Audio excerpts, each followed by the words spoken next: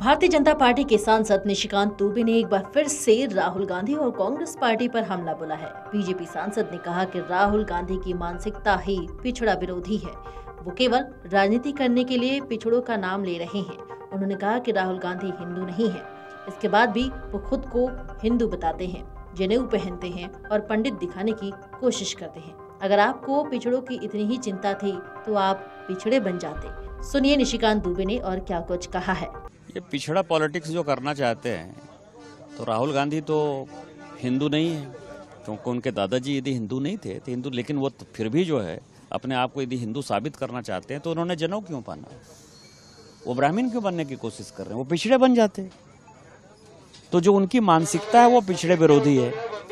दूसरा, पूरा गांधी खानदान का या नेहरू खानदान की बात देखेंगे तो मैंने अभी 2-3 चीजें कोट की हैं कि 27 जून 1961 को, 27 जून 1961 को नेहरू, जवाहरलाल नेहरू जी ने प्रत्येक राज्य के मुख्यमंत्री को पत्र लिखा और कहा कि ओबीसी को रिजर्वेशन देना ही नहीं है।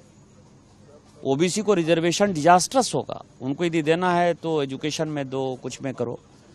इसके बाद आप देखिए कि दारोगा राय बिहार के मुख्यमंत्री बने, जिन्होंने रिजर्वेशन देने का प्रयास किया इंदिरा गांधी के समय। उनको बुरी तरीके से बेइज्जत करके इन लोगों ने जो है मुख्यमंत्री पद से हटाया। और इतना ही नहीं किया, दूसरे पार्टी के जो कर्पूरी ठाकुर थे उनको जो है मुख्यमंत्री स्वीकार कर लिया, लेकिन दारोगा राय को हटा दिया।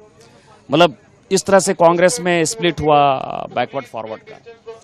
जब जिसको कहते हैं राहुल गांधी जी ने जो है पंचायत में जो है लागू किया, जो मैंने पार्लियामेंट में भी कहा, आप ये समझिए कि जो पंचायत में चुनाव की पद्धति है उसमें उन्होंने महिला रिजर्वेशन की बात की, लेकिन उसमें कभी भी उन्होंने ओबीसी रिजर्वेशन की बात नहीं की। आर्टिकल 243D और 243D जो है, जिसमें कि म्युनिसिपल कॉर्पोरेशन में और पंचायत में सीटें रिजर्व करने का सवाल है, आज तक कांग्रेस का कोई भी बैकवर्ड आदमी देश का प्रधानमंत्री नहीं बना।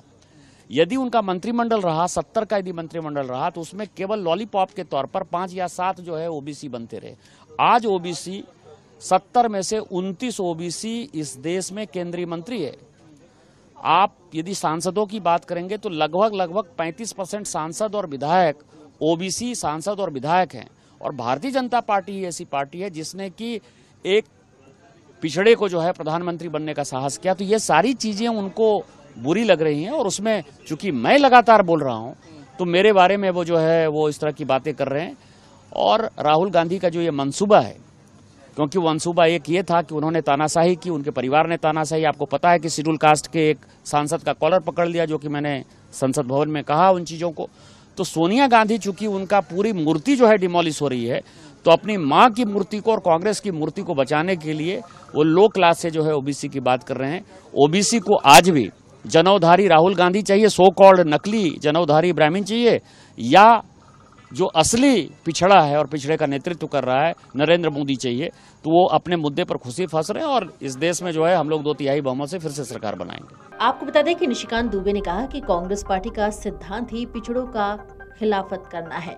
और 27 जून 1961 को प्रधानमंत्री जवाहरलाल नेहरू ने हर राज्य के मुख्यमंत्री को पत्र लिखा और कहा कि ओबीसी को आरक्षण देना ही नहीं है, बल्कि उस समय दारोगा राय बिहार के मुख्यमंत्री थे और उन्होंने नेहरू जी की बात को न मानते हुए आरक्षण देने का प्रयास भी किया था, तो उनको मुख्यमंत्री पद से हटा दिया गया। निशिकांत दुबे ने कहा कि पंचायत चुनावों में राहुल गांधी ने महिला आरक्षण की बात की, लेकिन उन्होंने कभी भी ओबीसी आरक्षण की बात नहीं की। बीजेपी सांसद ने कांग्रेस पार्टी पर हमला बोलते हुए कहा कि आज तक कांग्रेस का कोई भी पिछड़ा आदमी देश का प्रधानमंत्री नहीं बना और उनके मंत्रिमंडल में लॉलीपॉप की तरह 5 से 7 ओबीसी मंत्री बनते रहे। आज 70 में से 29 केंद्रीय मंत्री ओबीसी से हैं और लगभग 35% सांसद और विधायक ओबीसी समाज से आते हैं। भाजपा ही एक ऐसी पार्टी है जिसने एक पिछड़े को प्रधानमंत्री बनाने का साहस किया। Video desk अमरउजाला.com। अमर उजाला अब आपके टीवी पर भी।